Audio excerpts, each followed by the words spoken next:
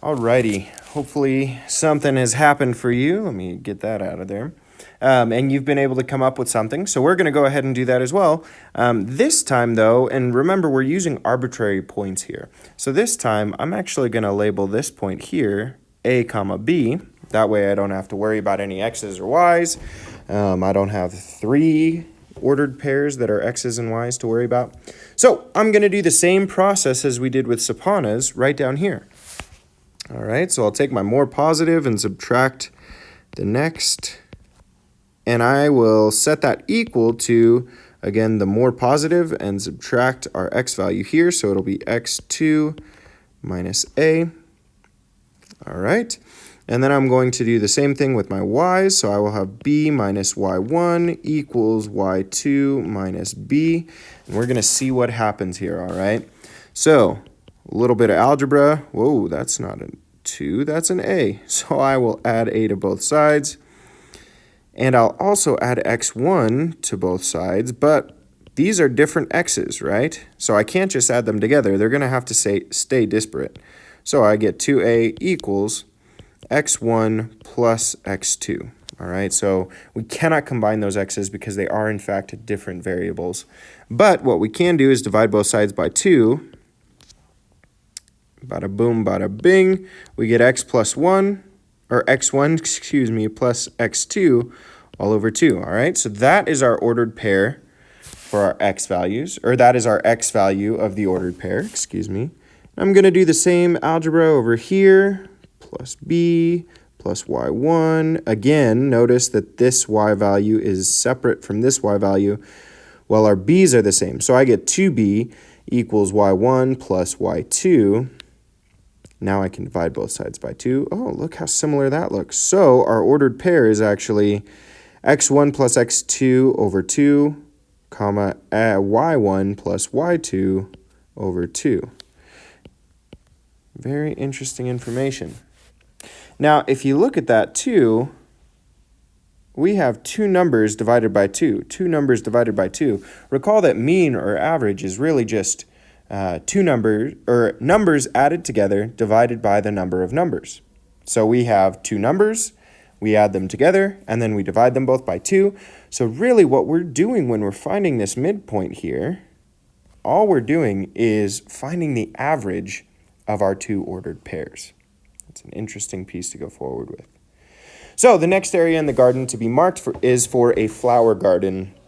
Malik's parents have had the idea that part of the garden should contain a big rose bush and the rest of the garden will have a smaller flower or smaller flowers like petunias. They want the section with the other flowers to be twice as long as the section with the rose bush. They stake the endpoints of the garden that will be at 1,5 and 4,11, and Malik's dad says we'll need a stake that marks the end of the rose garden. So we need to help Malik and Sapana figure out where the stakes, holy smokes, will be located if the rose bush will be closer to the stake at 1,5 than the stake at 4,11. So we need to be closer to this side than this upper side. All right, so we need to figure out, okay, how do we get there? They've told us that we need to separate the segments into 3 basic segments, right? It's going to be twice as long. The section with the other flowers will be twice as long as the section with the rose bush. So I'm going to go ahead and let you see if you can figure that out.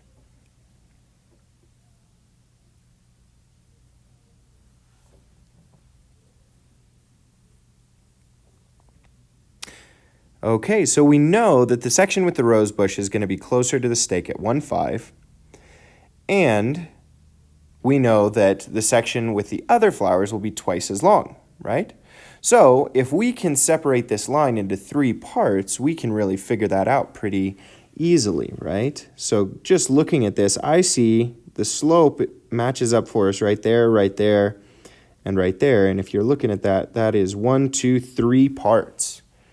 All right, so now we've got one part that is twice as long as the other part. This is twice as long as this shorter part.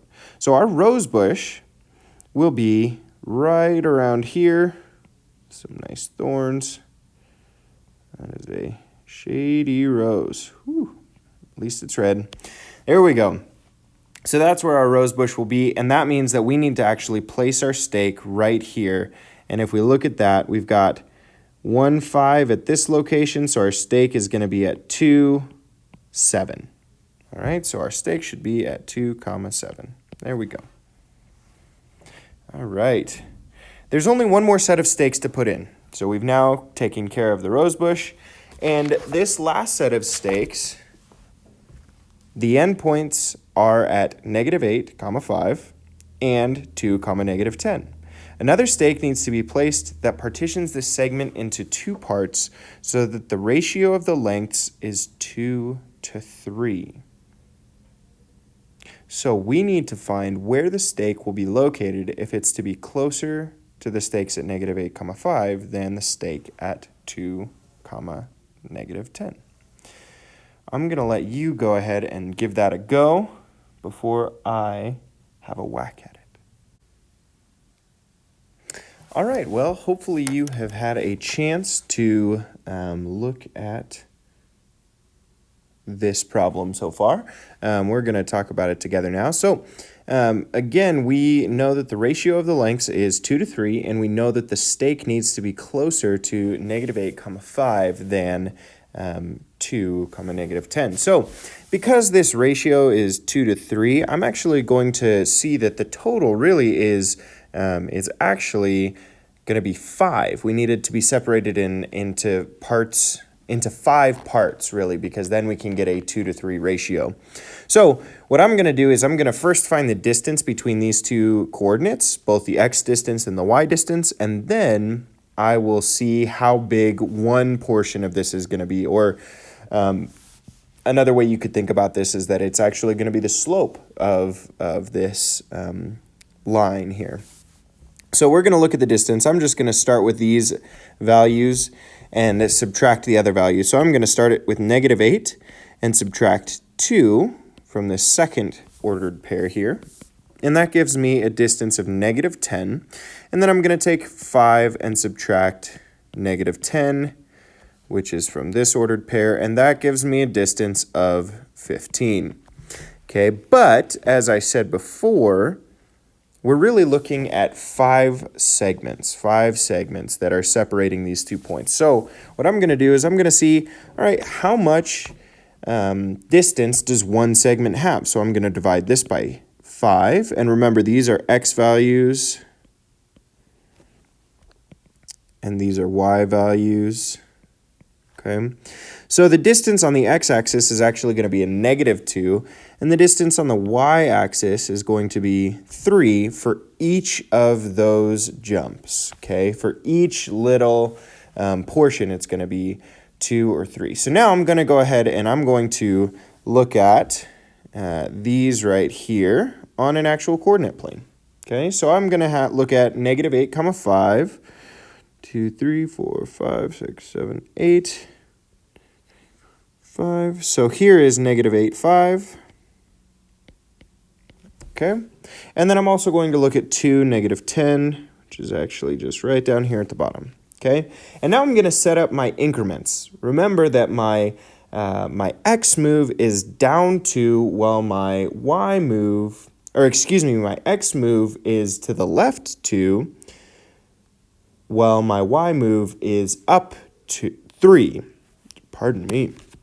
But we can also negate those so that we could make my x move to the right 2 and my y move down 3. So that's actually what I'm going to do. I'm going to start right here at this point, -8, 5, and I'm going to move to the right 2, 1, 2, and down 3.